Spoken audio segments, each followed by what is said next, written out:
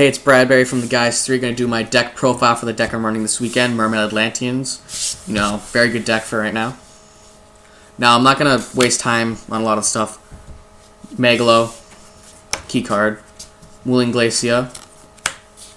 I only run 2 of the Megalos and 2 Lins, because otherwise it starts getting really cloggy. 3 Dragoons, search engine, necessary to run 3. Pike, second half of the search engine. 3 Deep Sea Diva, great synchro card, allows you to get a lot of stuff going on. Great to top deck. 3 Marksman, summoning power, destruction power, searchable by the Pike.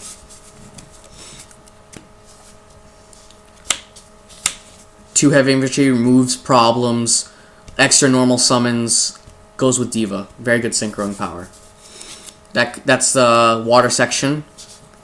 Gores, because Gores wins games. Not a lot of people run this for this deck. Trag, OTK stopper. Simple as that. Veiler, not many run this. I just need it to interrupt plays. It's that simple. That's what it's used for. Sanagan, because it searches out a lot of the different sections of the deck. Very splashable for this. Alright, and staples.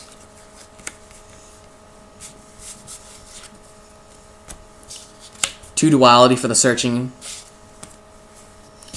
Salvages, 2 salvage and Moria Greed. Sets up a lot of different engine sections of the deck. Draw power if you have any dead cards in hand. Graveyard control, draw power. Sets up Wooling Glacia. 2 spheres for the searching. 2 solemns. Straight. Compulse and Torrential for field removal and defense. It's always good to have these on hand. And Compulse sets up for more plays. Spiritual Water Art, get the control aspect. Check your opponent's hand, drop a card. Very good to run. It's like Trap Duck Shoot. And extra deck. You're level 9s. I only run 1. Mistworm. Good. Level 8s. Stardust and Scrap Dragon. They're always good to go into. Very easy to get into. Level 7. Necessary to run is Gungnir. Plus is hard with Atlanteans. They must go off. It is a cost. And he's 25 double destructions per turn. Level 6, Gaia. It's always good to have him on hand just in case. 2600 gets over stuff. This is supposed to be Catastor. I haven't got it yet. Catastor, it's very nasty to go into. Easy to get into with Diva. And a lot of decks can't deal with it. For Ixids, Abyss Gaios, it's Veiler during your opponent's turn. And basically level 5 or higher synchros cannot attack. So it's just he stops a lot of plays and is more defensive. Utopia, doesn't need explaining. Cowboy, good effect. Maestro, defense. Snowdust Giant, he goes with Dragoons. Dragoons goes off because it's a cost to detach and send to the grave. And he allows you to get over stuff and stop them from getting over you. Zenmains, because it's a wall. A little bit harder to get into, but it's still good to have. This is supposed to be 10 tempo to deal with walls like Zenmains and Gachi. Dark Mist, because he is a wall in and of himself, and his attack gains like crazy. Easy to go into, and there's so many times I could have gone into him, but I didn't have him. And Gachi, because he's another wall, and allows your Megalos to start toppling over monsters. That's the extra deck. Now onto my side deck. Now this is where a lot of the stuff's going to come in, because it's very unusual for this deck. Kaiko, because I face so many decks that are very graveyard reliant. If you do face Chaos Dragons, it's always good to have him just to really mess with their graveyard and stop them from doing things. Fossil Dyna, because if you're not specialing at the time, he'll stop your opponent very fast and you come in for game. That's a lot of the time what happens when I use him. Fairy Lily. This card forces plays. Forces Logia, forces Dolka, forces back row responses, and it's a wall. It's very costly. That's the one problem with it. Penguin Soldier. Straight up returns 2 monsters. It's more of a troll card than anything, just to mess with your opponent, and it's a water. DD Crow for when you're facing your inzektors or your Dark Worlds. Just easily drop to the grave, stop their plays. That's the monsters. And for now, this is for counter sides against decks, and then we're gonna side against it. Goes End Match. This section right here is all for the countering meta. Goes End Match because it messes with windups really bad. And so to counter side, 2 Imperial Iron Wall to stop macro and defissure. Just these, it saves real hard, saves the deck. MST to counter, the third MST to counter stuff. 3 Dust Tornado. These will all get sided in for game 2 because the fact that defissure and macro kill the deck. So you need to run these just to save you. And to face mirror matches or decks that like are just really annoying, Exchange, Troll.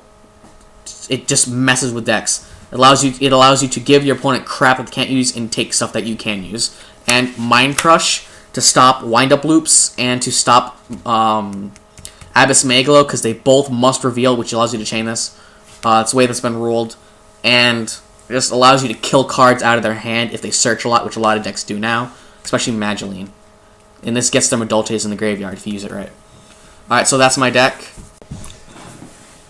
Alright, so now I'm going to be talking really quickly about siding strategies and counter-siding with this deck. A lot of the people that are going to be siding against this deck, you are Dark Worlds. You're very easy to stop. That's huge.